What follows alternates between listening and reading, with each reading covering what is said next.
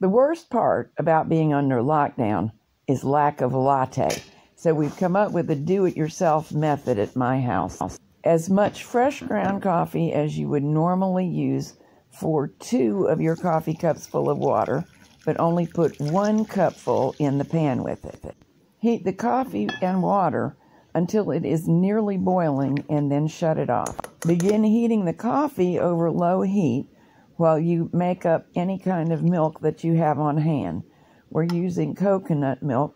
Mine is dehydrated, so it will keep on the shelf. Just mix it up to whatever strength you either like or the package says. And I'm using the teeniest of mixers to get it started mixing. Pour the milk in a saucepan and heat it up to a temperature that's hot but not boiling. If it feels hot to your skin but doesn't scald you, it's probably perfect.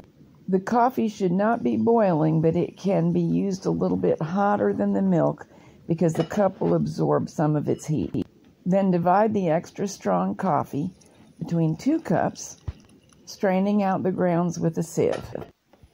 Use your whisk or mixer or other way of making it foam to whip up the milk now that it's warm so that it's as foamy as you want it to be. Of course, different milks will produce different results, but they'll all get pretty nice. Divide the foamy milk equally between the 2 partial cups of super strong coffee.